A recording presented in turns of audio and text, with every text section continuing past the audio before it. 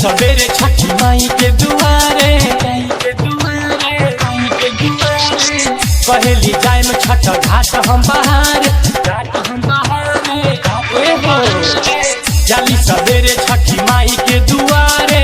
पहली जाए में छठ घाट हम बाहर दौरा उठा के गाना सुना के दौरा उठा के गाना सुना के छठी माई से बचंदा तो भौजी के दौरा न चाची से कम्बा भौजी के दौरा न चाची से कम्बा जाली सवेरे छठी माई के दुआरे पहली जाए में छठ घाट हम बहारे जाली सवेरे छठी माई के दुआरे पहली जाए में छठ घाट हम बहारे दौरा उठा के गाना सुना के दौरा उठा के गाना सुना के छठी माई से बचंदा तो भौजी के दौरा न चाची से कम्बा भौजी के दौरा न चाची से कम्बा प्रेम से बोला सूरज गोसाई की। Kalika movies recording studio Sugauli. DJ Manish Raxol, DJ Manish Raxol, DJ Manish Raxol. होते सवेरे साड़ी पियरी पहिर के देखो ला जाली नहीं भौजी अधीर के होते सवेरे साड़ी पियरी पहिर के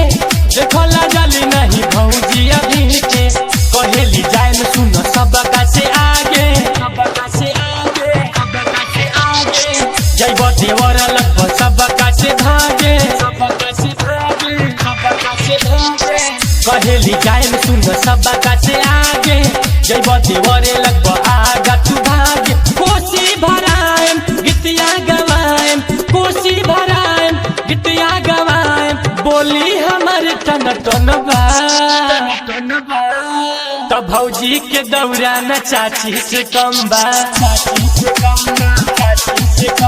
तो भौजी के दौरा न चाची से कम्बा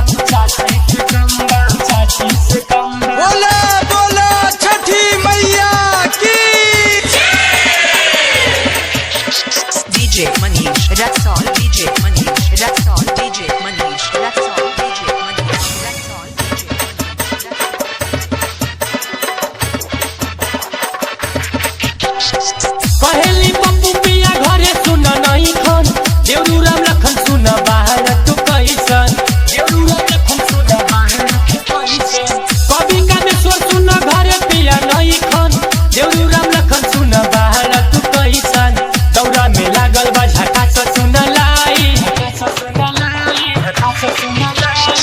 चाहे अजोरे होके चाहे होके नाइट दौरा में लागल बा झका से देख लाइट चाहे अजोरे होके चाहे होके नाइट चले मगट के अपन सड़क पे चले मगट के अपन सड़क पे उनका न केहू से डरबा तब भौजी के दौरा न चाची से कम्बा भौजी के दौरा न चाची से कम्बा